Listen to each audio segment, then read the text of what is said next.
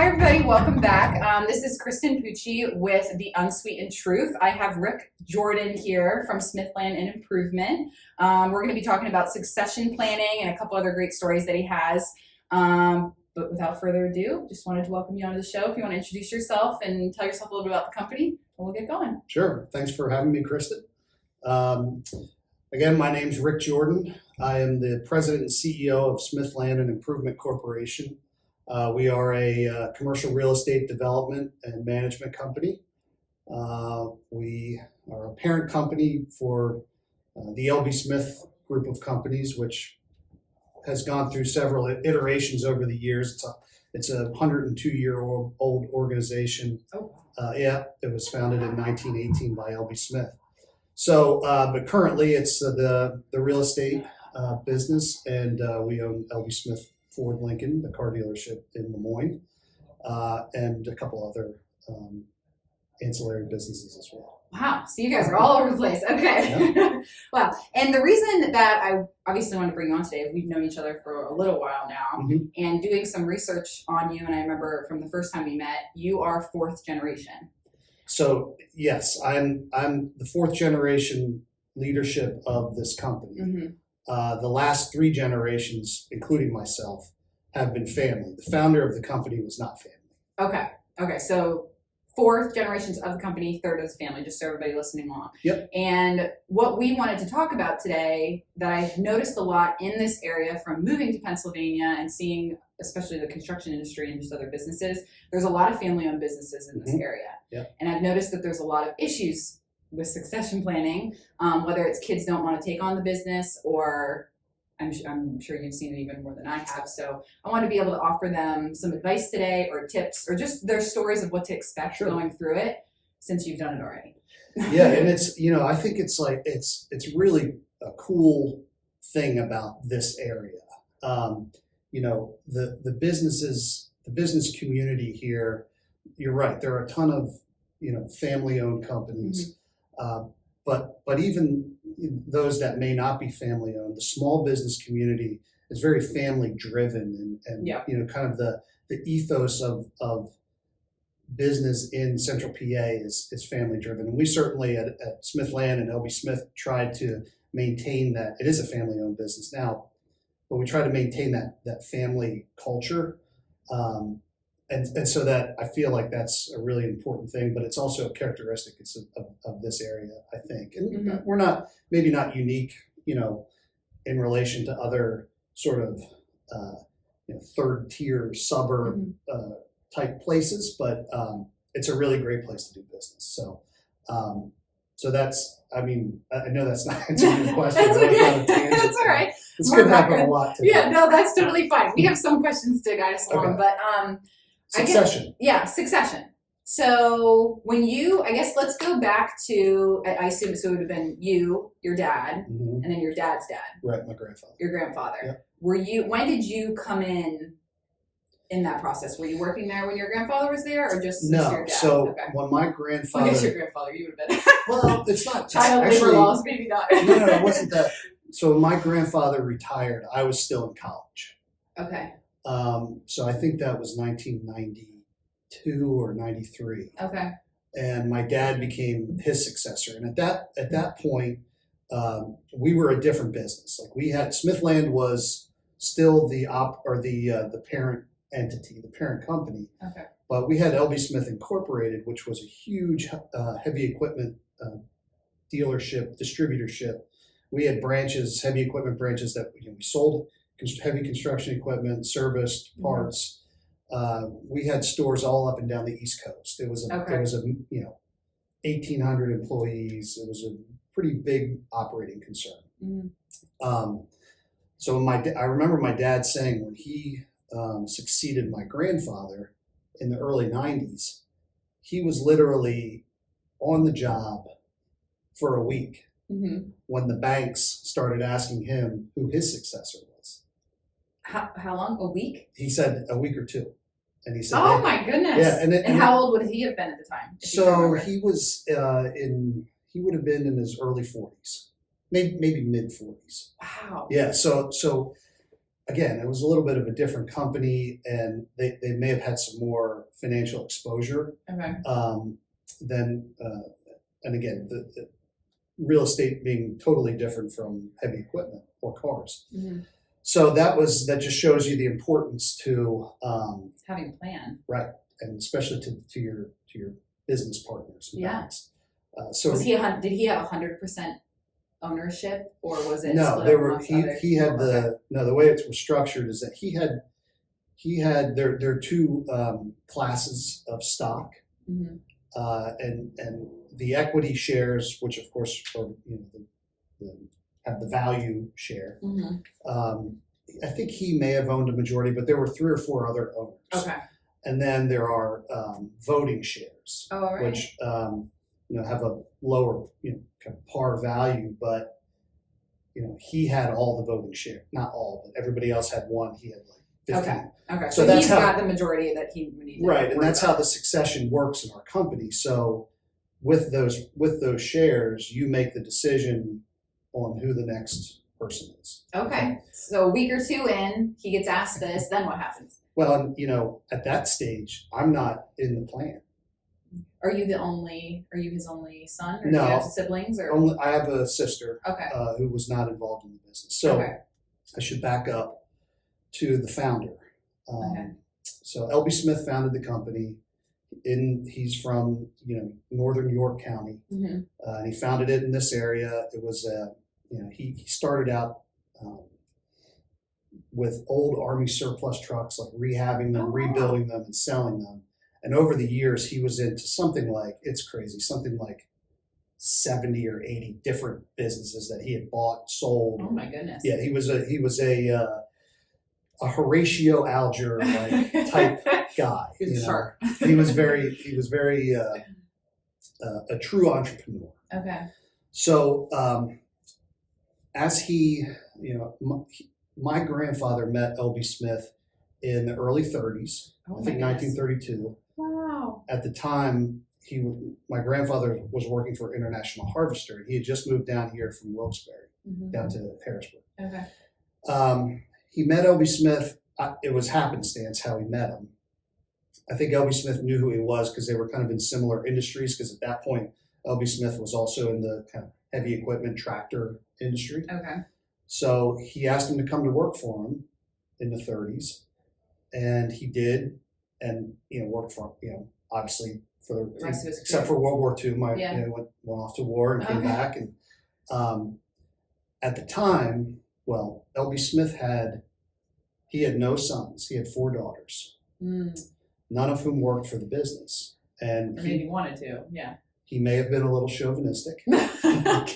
It's a different time. Yeah. Different time. That's But okay. his philosophy, and it remains the philosophy of our company, was that his successor, or the successor to the leadership of the company, Mhm. has to work for the company.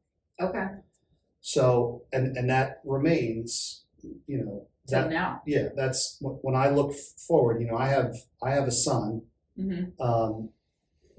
who, he's in 9th grade. Okay. So the timing might not work. I'm in my late 40s. Okay. It could, and if he's interested, I'd love it. But it doesn't necessarily have to go to a family member. That's interesting because when I've dealt with this thus far, typically it does. We'd like it to. You'd like it to, I'd love it to. But sometimes that doesn't work out. so the goal is to perpetuate the business, make it better for. This is whether it's a family business or not. Mm-hmm. Make it better for the next generation. Give the next generation a viable operating business so that they can be successful.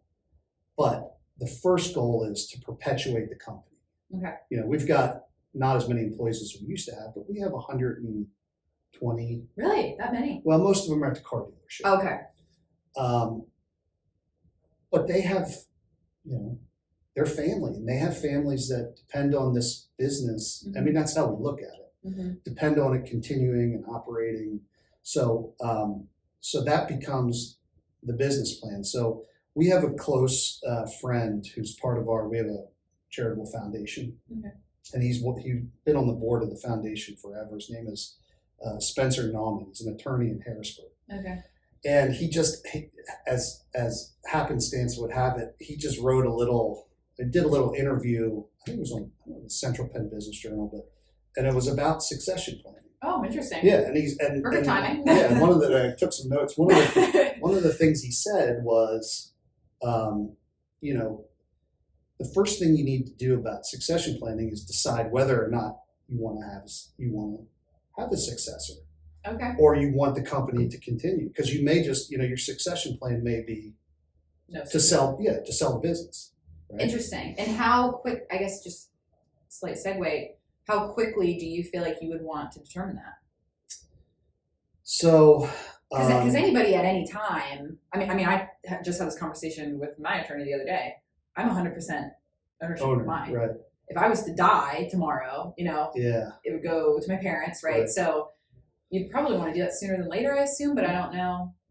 Well, and so, yes, the answer is yes. Like the sooner the better. Okay. So succession planning, and Spencer commented on this, it's more than just deciding who takes over. Like it's literally, it's business planning and it's strategic planning. Mm-hmm. It's all the same thing. Yeah.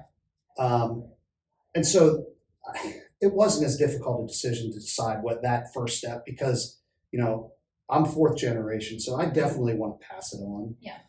I mean, anything can happen between now and the time, you know what I mean? Like now and that time. But the goal is to grow the business, make it profitable. It is profitable, but make it more profitable for the next generation. Yeah, make it more valuable and add equity to the balance sheet and do all that. So,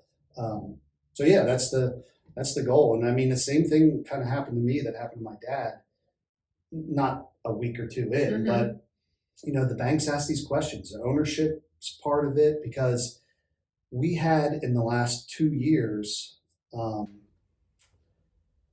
2 of the 4 equity owners of the company retired. My dad and then our CFO. This was how recently? So my dad in the end of 18 and our CFO at the end of 19. Okay. So I hired somebody last year. Okay. In kind of a CFO, COO, like a dual. And he was an outside person. Outside of the company. Interesting. Okay. Yeah. Now he's a little bit younger than me. So I'm 48. He's I think 42, maybe 43. So just slightly. So in the back of my mind, I needed somebody, not necessarily as successor, but somebody that could, if I get hit by a bus when I walk out of here, could run. Yeah, let's hope it doesn't happen. That would be horrible for my reviews. Yeah, it wouldn't do well for your podcast. Somebody that could take over the company and do it. Could handle it in the event right. that something happened. Okay. Right. So. Okay. So yeah, I mean the banks, who are probably some of our biggest business partners, they're constantly wanting to know what's going to happen, what the plan is. Even though there's no plan for me to retire anytime soon, they want to make sure that's part of the deal, and especially at the dealership, the Ford Motor Company wants to know that too, because they have a say in who's the general manager over there. Like I don't do the day-to-day stuff. We have a general manager, and he's going to retire in the next 5 years. So I have to work on succession there as well. Oh my gosh. So you have a lot of That's a big part of my job. Yeah, that's a huge part of your job. Okay. So I guess I'm curious, for a lot of people, probably if someone's going through this succession planning right now, and maybe they haven't even thought about it, but speak to the situation that you're in right now. Your son, you said, is 9. No, he's in 9th grade. He's in 9th grade. I'm sorry. 9th grade. Yeah. So early teens. 15. Yeah. So he's not going to be ready and or available, or have you talked about it? Is that a conversation that you would even have with someone at that age, or? So yes, I've talked to my son about it. I talked and he doesn't, he doesn't know. Yeah, I didn't know. I didn't know it. He's like, what do you do all day, Dad? And I'm like, well, come to work, come see. Yeah. Do emails and deal, So I think it's not on his radar. Not on his brain. He has said, "Oh yeah, I'd like to do that." Okay. But I don't think he really knows. But he could go to college and get a passion for something else. Yeah, he could do something else, and that was thankfully, my dad was that way to me. Mm-hmm. He always said, "Look, this is available, not succession, but there's a job here, Mm-hmm. and if you take on the job, like when I got into the business and we were still in the heavy equipment business, I was not even 10 years in being considered for succession, Okay. and that didn't really dawn on me till 10 years in, Mm-hmm. and I was like, oh man, that's kind of a bummer." Yeah. But then as circumstances had it, our business all changed. We sold the heavy equipment business, and that's a whole other story. And I learned a lot from that, and I learned a lot of like Bill Sutton talked about, a lot of my leadership skills was trial by fire. Okay. But at that point is when we became a smaller company. That's when and real estate became more of our operating concern, operating entity. Mm-hmm. That's when I became the successor. Okay. So it wasn't until later in my career, or not halfway, but later in my career that I even considered for that. Okay. So I think we're a little unique when it comes to family businesses in that we're not necessarily a family business. We'd like to maintain that, but we aren't necessarily. Okay. So question for you: when it was your dad, and then ever so often you were being considered. mm-hmm. I guess for other people listening, I assume for you sitting here today, it was done successfully. Yeah, so far. But I guess throughout that process, is there anything that you can speak to that you can remember that was done very well? And then maybe were there things that weren't done so well, and maybe not saying it that way, but just that could have been approved or improved for when you do it one day? So pros and cons, I guess, to the way Yeah. it was passed to you. I feel like we did it. We went to great lengths to make sure it was done well. Okay. Because I don't know exactly how my dad's succession went. I don't Okay. think it was quite as smooth as my succession to him. So I Okay. benefited from what he had gone through and learned. Okay. So the things that we did that were helpful Mhm. is we joined groups, Okay. peer groups.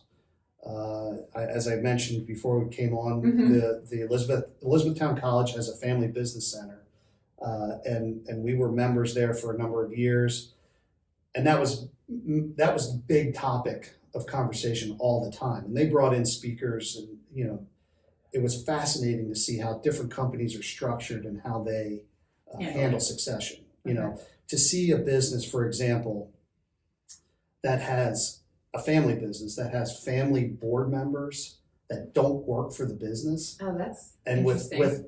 varying numbers of votes, and and Mhm. it was very fascinating. So Okay. we learned a lot about what to do and what not to do.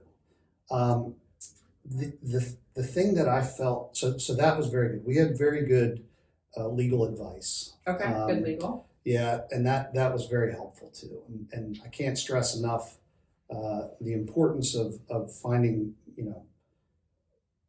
good lawyers that understand succession, and because they can help you anticipate some of the pitfalls of it, and really most of the pitfalls are, especially with family-based businesses, Yeah. are just that. It's family, right? Okay. So that becomes very difficult. I'm very lucky that my dad and I had a great relationship. We worked together pretty closely for my whole career. This is my 27th year with the company. He and I worked closely together the last 15. Okay. And so we have different enough personalities that it worked out well. Yeah. If you're too similar. Yeah, and Or the too other, different. Yeah. right. Well, and if we're too similar, Mhm. my dad was very type A, Mhm. is a very type A personality, and I'm not quite that same personality. But that probably helped balance It totally each helped. other Yeah, out in it totally- decision making. Okay. Absolutely. So the other thing that I wanted to mention about succession, forgetting it now. That's okay. We were talking about pros and cons. So you said good legal, which I guess maybe this will spark it. For people listening to this saying that maybe they like their lawyer or they don't necessarily like their attorneys, what's something good to look for in an attorney Well, I to think know that they're good at handling this? yeah, I think there are attorneys that handle business transitions. Okay. And we happened to have an attorney who was a business attorney who helped us through a company transition, when we sold off the heavy equipment. So he already had experience So with you he had- guys. He knew what you were going through. Okay, so Yeah. that would be good to have somebody like that. I remember what I wanted to Oh, say. good. See, that worked. It was related to family. Like, Oh, okay. I think, as I said, I have a sibling.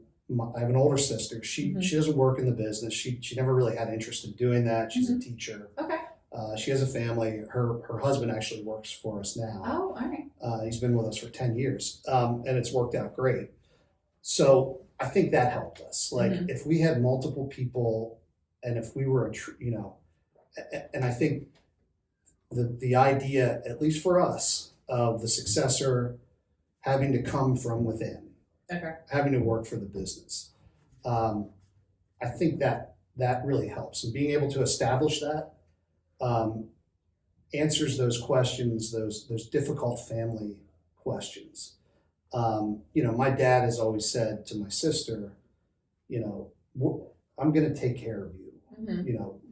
Financially, that will all work out equally. Good. So that I think that part of it is very important, but it's a hard thing to.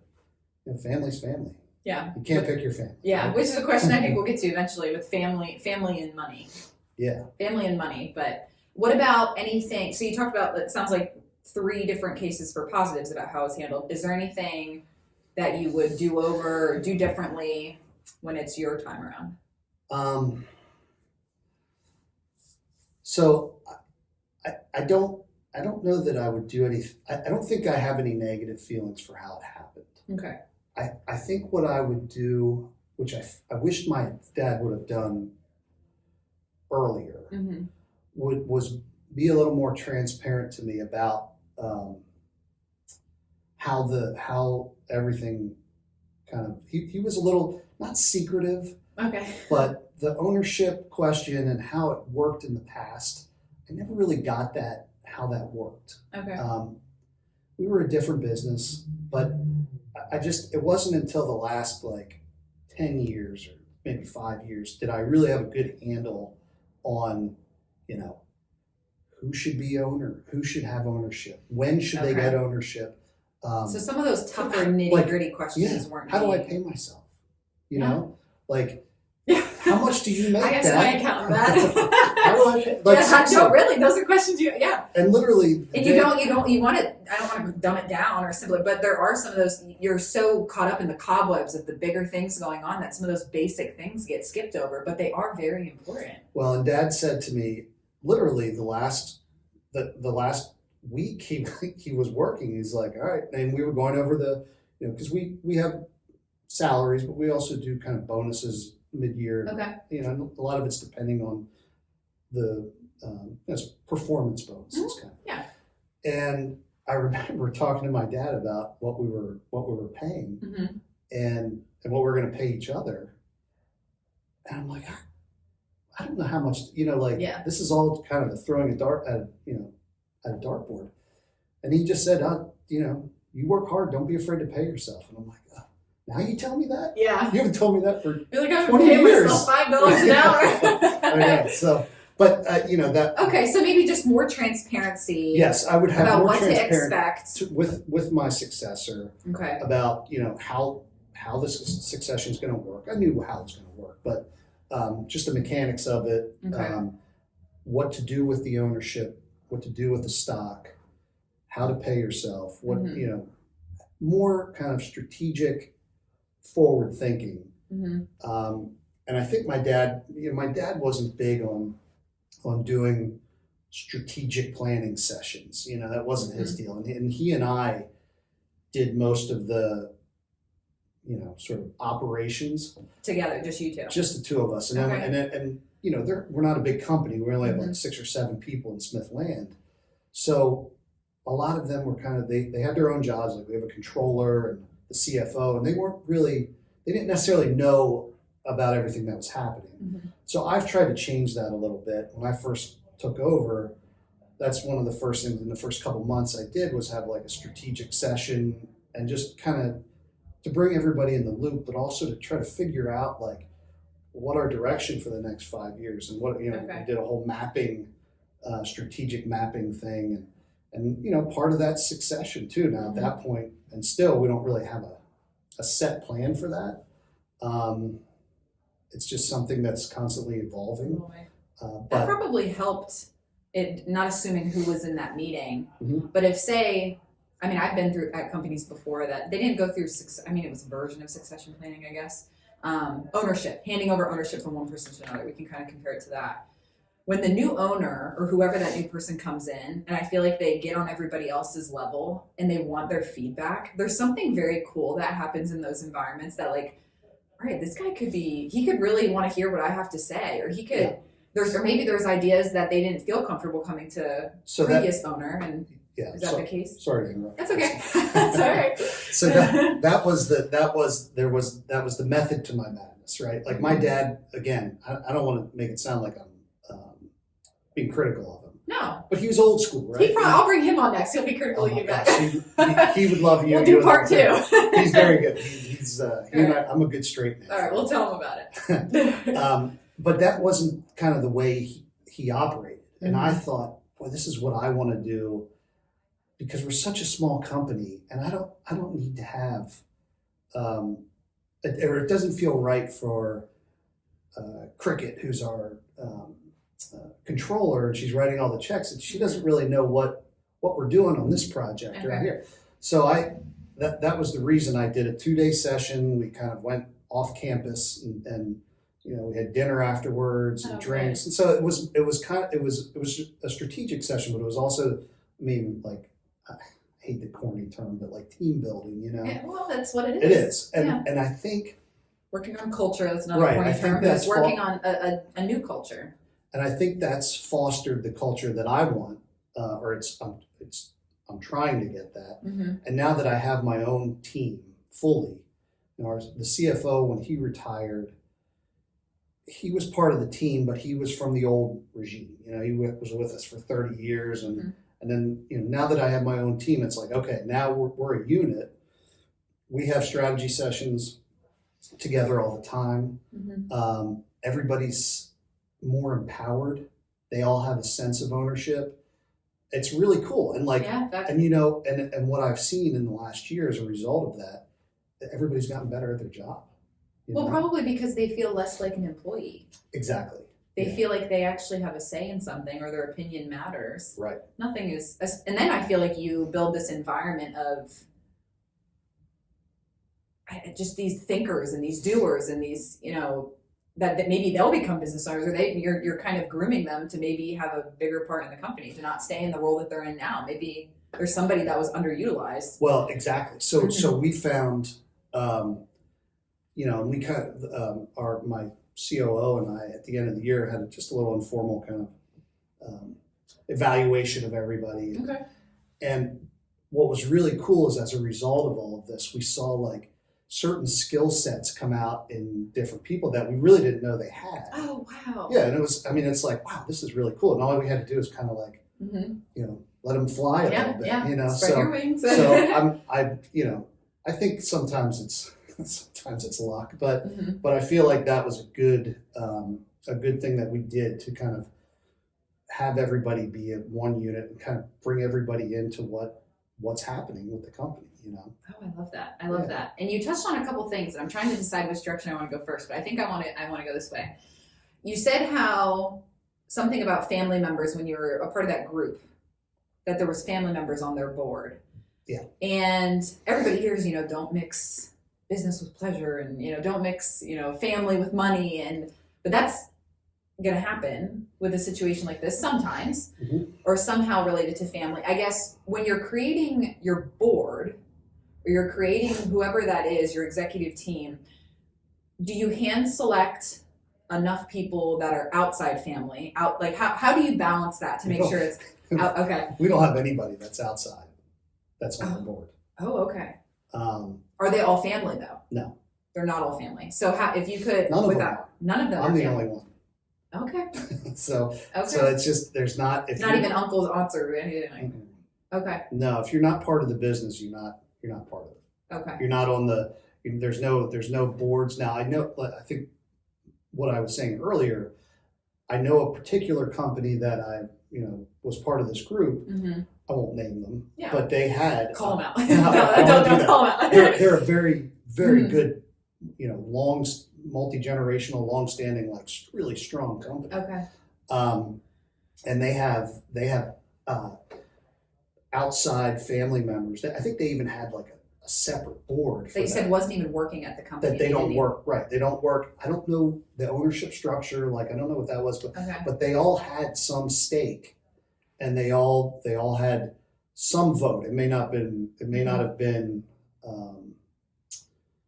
They may have only been able to vote for certain things like ownership or something like that. But for Smith Land and LB Smith, we have the board is all made up of the officers of the company Mm-hmm. and or I guess directors Okay. who are all employees. Okay. And mostly owners. It's a problem when everybody retires. Yeah. There's no other owners, and that's a little bit of a problem Mm-hmm. because now our company, when I got ownership, we had the equity in the business was not worth much because we had gone through a kind of a difficult Okay. transition out of the heavy equipment business. So the stock wasn't worth the paper it was written on. Okay.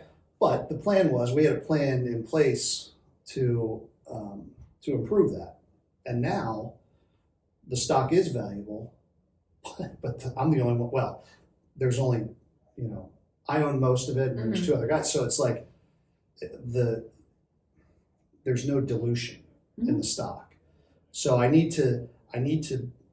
My plan is to hopefully give stock or sell stock to some a key employee when the time is right. Oh, great. But it's very expensive. Mhm. So if you gift it, you have to grow. It's a whole process. Yeah, there's a lot of numbers Yes. involved in the legal Yeah. stuff. It's- Okay, and then the other question in the other direction I was thinking about going is, and I think we talked about this before real quick. I've heard of situations where, whether it's the dad, the mom, whoever it is, the person that is supposed to be leaving Mhm. either doesn't really want to leave, isn't getting the hint, like, Dad, your time is up. Yeah. If somebody that's listening to this is maybe dealing with that type of situation, it doesn't sound like you maybe specifically dealt with that, but can you speak to maybe how they can better handle that or what to do? That's yes. I mean, fortunately, that was not my scenario. Okay. And I think the reason was because my dad's retirement. I'm sorry, my grandfather's retirement, my dad's succession Mm-hmm. was a little more difficult because his father, I believe, stayed on a little longer than he probably should have. My grandfather, Okay. he worked well into his 70s. Oh my goodness. Wow. Yeah, and I don't know if he felt. I don't know this. I don't know the specific circumstances. I don't know if he felt like my dad wasn't ready yet, Or he couldn't give it up. right, or he couldn't give it up, It's or his baby. or Yeah. he wanted to get the business to a certain point before he handed it over, Mm-hmm. or the guy worked there for 50, 60 Yeah. years, so He didn't know how to not work right, there. it's maybe. part of his life. It's like when your kids leave and go to college and you're empty nester and you have to figure Yeah, out. now yeah. what? Yeah. So now I what? think it's a really difficult. It's a really different. I'm not sure there's a good advice that I can give Mm-hmm. because especially if it's family.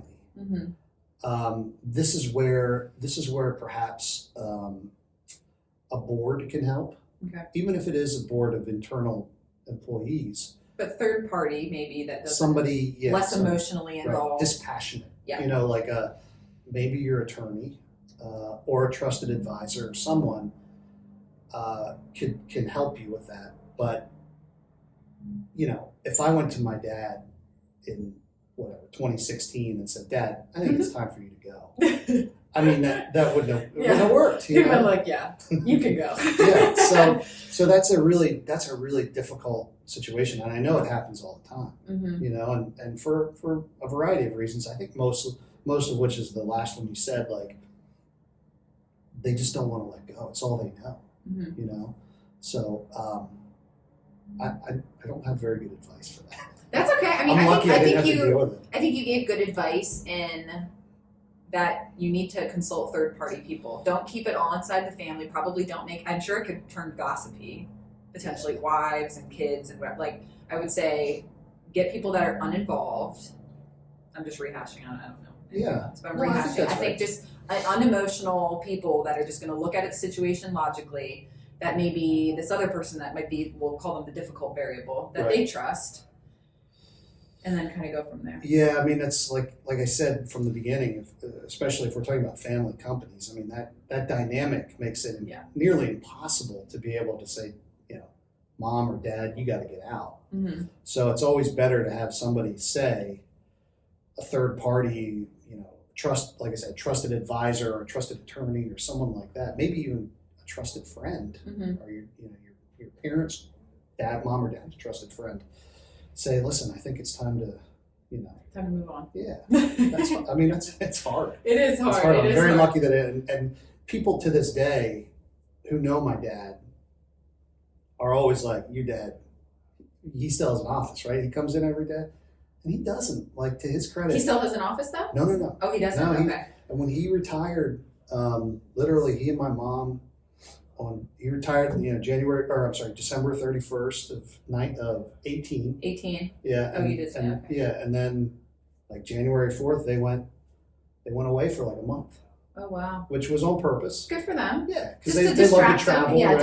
But don't it was stay also, at home But and it was wallow. also to give me a little freedom, Okay. and he truly has not has not gotten involved since then.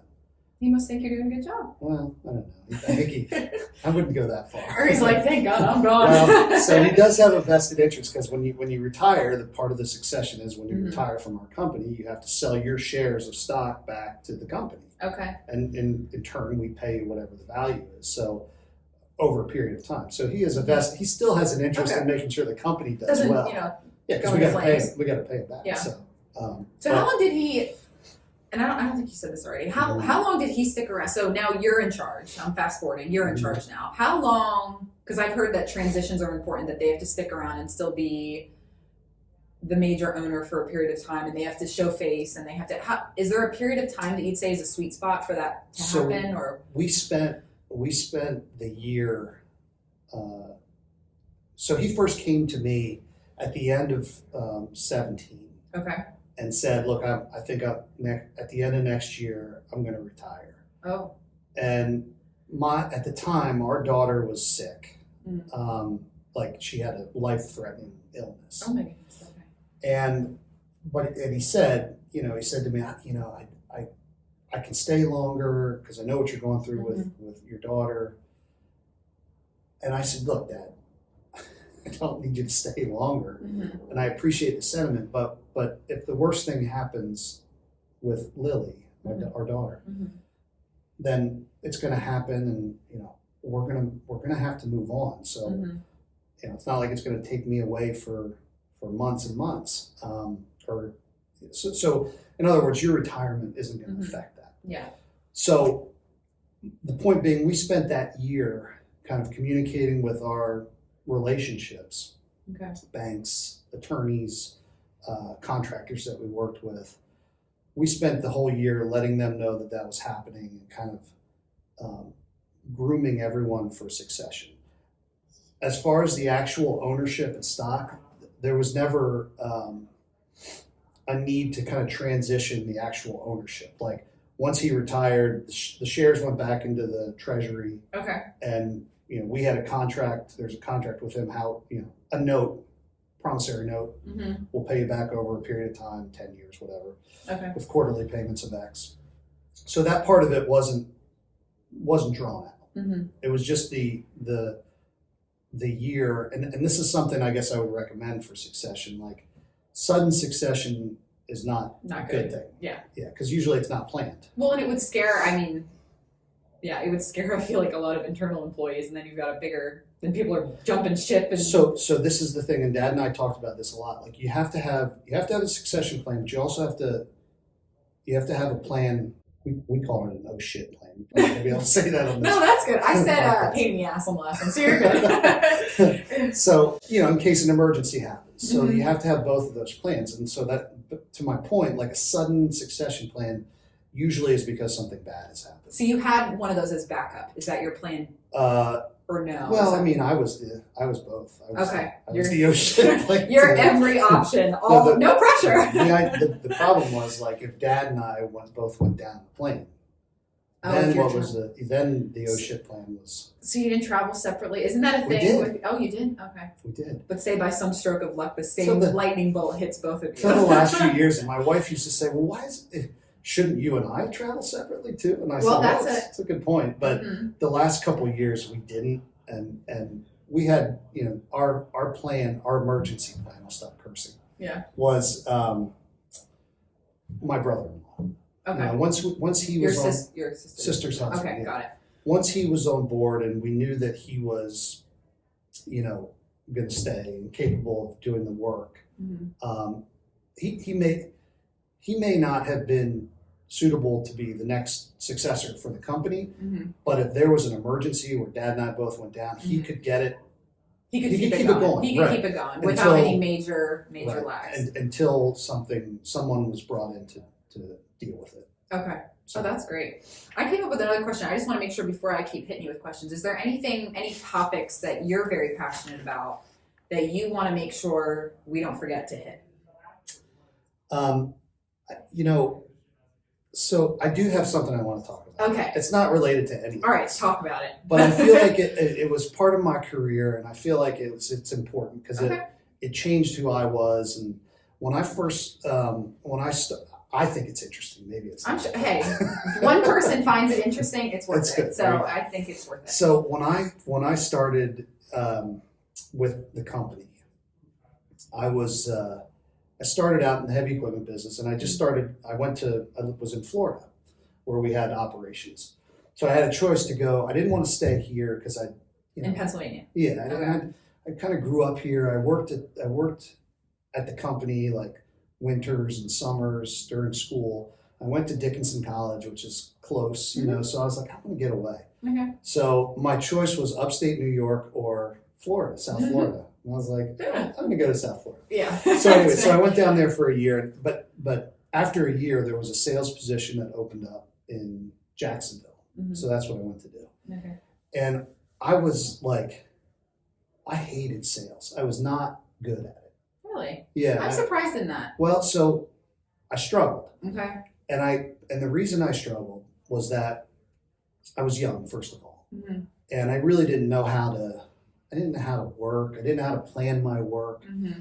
But I felt like when you're 22 years old or 23 years old, you have an idea of what the stereotypical or the perfect salesman is. Yeah, from movies or something. Right. Yeah.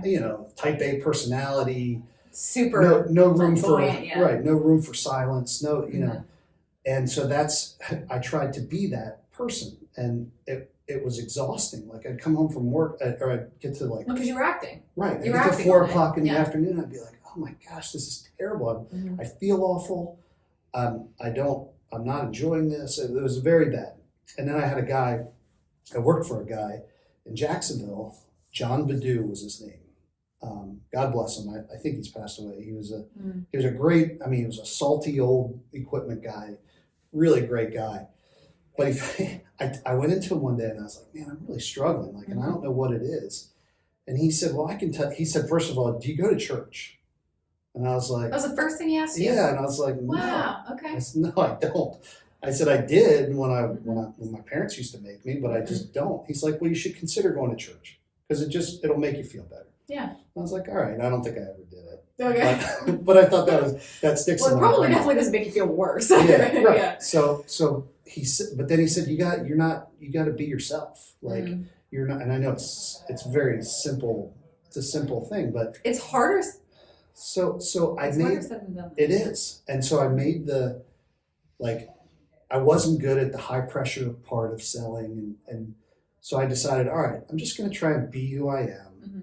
I'm going to be, earnest, genuine. I'm going to be who I am. I'm not going to try and high pressure Yeah. because people people sense that Or they can see through it. totally. They can see through it. The over salesy guy, you're just like, oh great, Yeah, Joe Schmo's calling me again. Right, Yeah. and some people are perfectly suited for that, Mhm. and But that's who they are, though. That's who Right. they are, and then it seems genuine. So as I go on, so I did sales for 10 years, and as went on, and I still, as I was myself, I was a lot happier. Hmm. I was able to sort of organize my work better. Probably weren't burnt out. I felt better at night going Mm-hmm. home. Like, all right, I did this. I worked hard today. I worked my plan. I was who I was. I told the truth. Not that I didn't before, but Mhm. if I didn't know something, I'd say I don't know, but I'll find out. That's good. And I followed up and did all. And so, if there's any advice I could give, as simple as it sounds, Mm-hmm. is it's like, don't try to be who you're not. Mhm. If you're not the stereotype or prototypical salesman, it's okay. You can still have success Yeah. in sales if you're not a type A, like go get 'em yeah. type like a Bill Sutton type personality. Oh, name drop. That's a But- compliment. Yeah, that's compliment to Bill. But no, I think that's so true because I guess through my own That's one of the experience. most important. I'm sorry. to Yeah, interrupt no, you. that's fine. That's one of the most important things, as simple as it is, that I've learned in my short 26 year career, is that, you just have to, you got to do the right thing, be who you are. And because if you're not, people will pick up on that right away. So That's related to what we're talking about though too, because because just for example, when you had that meeting with all of your soon-to-be employees or current employees, yes, if you were trying to be your dad, right, or you were trying to be somebody you saw on television, or Wolf of Wall Street, or any of those people, like if you were trying, they would see that. They probably wouldn't sense, okay, who is this new guy? well, and those people already know who I am. That's So true. if I went, but and you're right. changed. If I changed and tried to be like my dad, Mhm. it would not have felt right, Mhm. So the kind of end of that story was after my sales career, Mhm. after I was so when we sold the heavy equipment business, I became kind of my dad brought me in his office and said, look, you got to help me unwind all this now. Mhm. So that's when I was sort of elevated into management and leadership. Okay. And my dad pulled like my sales statistics in comparison to all the other hundreds of salesmen that we had. And I was like right in the middle, perfectly average. Just average. I have So, an average I was son. definitely not suited for sales. Okay. I think if I knew then what I know now, Mhm. I would probably be a lot more Oh, successful. I'm sure. But It's so much more relationships than it is. yeah, that's the anything learning process. So That's a good story. yeah, That's a good I story. think that's pretty important. Because something very, and this is going to be an episode in the future, and I'm for everyone that listens to this, I'm searching for the right person. but imposter syndrome. Mhm. Talking about imposter syndrome and trying to be somebody you're not, or thinking that you're fake for some reason and you're not. That's a very common lie that people tell themselves and they believe. And it's too hard.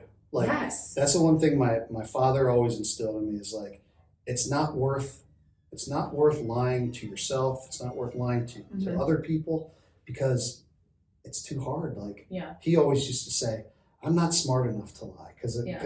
then I have to remember what, you know what I mean? Yeah. So If you tell the truth, you never have to remember what you Right. said. Yeah. It doesn't pay to do that. So, and again, these are like simple life. These are things you teach a 10-year-old, right? Yeah. But until you really kind of go through it and experience for Experience it. yourself. Yeah. That's a great So, story. yeah. Well, thank you. I think that was helpful. Yeah, I mean, that's, I think that almost might be a good place to stop, unless you have anything else on there that's burning. I did want to talk about All right. Bill Hit it Sutton's SAT score. Okay, let's talk about Bill, we're calling you out. No, I was kidding. I was very impressed by that. He did a really nice job. Yes. Well, thank you, Rick. I really appreciate this. I think this was a lot of fun. We hit most of the topics I think we wanted to. Well, We got some stories. We can maybe do part 2 eventually. yeah. So I will say one other thing, Kristen. And I Okay. appreciate you having me on. Sure. And I do love like I listen to podcasts. Mm-hmm. And I like the format, and I feel like maybe I I don't know. I had all these thoughts that I kind of wrote down, Mhm. but I didn't. I feel like maybe it was a little disjointed, and if it was, I apologize. It but- wasn't. Okay, that's good. It sounds like it when you're talking, but once you listen back, it wasn't. Okay. It was very good. Good. Well, I'm glad, and you should be commended for that. Thank you. So I'm just going to mention two of our projects. Oh, okay, great. Yeah.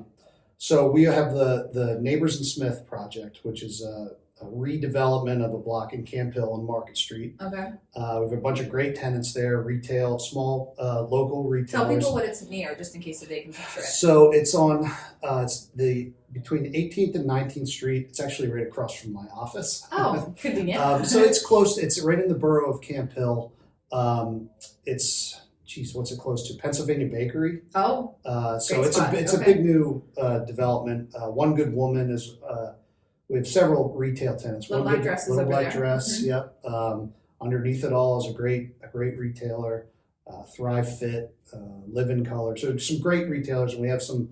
We're finishing the second phase, and we have some deals working on that. So that's a really cool place. Check it out. Mm-hmm. The other thing is the Silver Creek Plaza, which is a shopping center, a small shopping center out on the Carlisle Pike. We just announced a new. It was where the Toys R Us was. Yes. We just announced a new anchor tenant. They're going to be occupying half of that Toys R Us box. It's REI, the outdoor co-op. Yes, I'm very excited for that. I Yeah. live right in Mechanicsburg, so It's real. Oh, okay, good. yeah, I'm excited for that one. Well, we worked really hard on that deal, and to get a deal done during this environment, this time was it's always more satisfying when that Yeah, happens. and they don't have too many other stores that are local because I know that like No. Sportsman's Warehouse. Sorry Yeah. if that's the enemy right now. Well, But I'm seeing them pop up, and it's nice to see REI come back. yeah.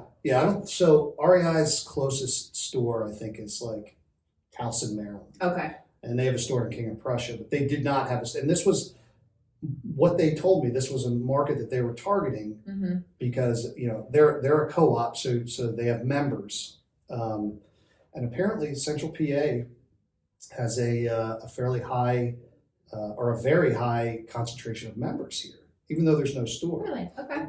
But I think the outdoor pursuits here, there's a lot of hiking and Mhm. biking and fishing. And, Yes. Hunting, State parks big on and hunting. Oh my gosh.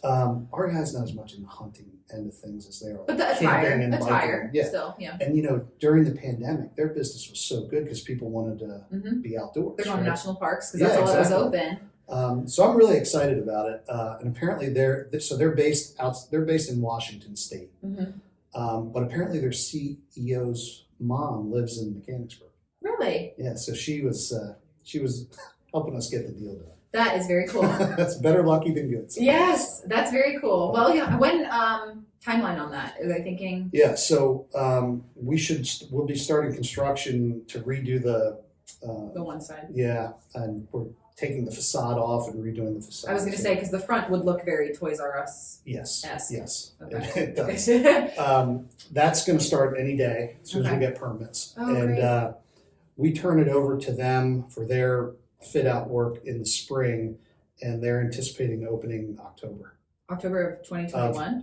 of this year. Wow. September, October, So right in time for for Christmas. hunting And and yeah, and Christmas all and some the- outdoorsy All stuff. those fall and winter sports. Well, awesome. And I think you guys posted that on social media. So go check Yes. that out on their LinkedIn page. But yeah, thank you again, Rick. This was great. I think there's plenty of, once you listen back through it, you'll realize how great you sounded. Thank you. I appreciate you having me. Kristen. Yeah, thank you so that much. was fun. And if anybody maybe doesn't know Rick and wants to know him better, how do you recommend they get in touch with you?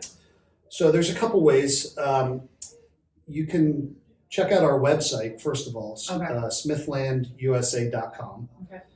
And then my LinkedIn page is just search Rick Jordan III. We'll tag you too.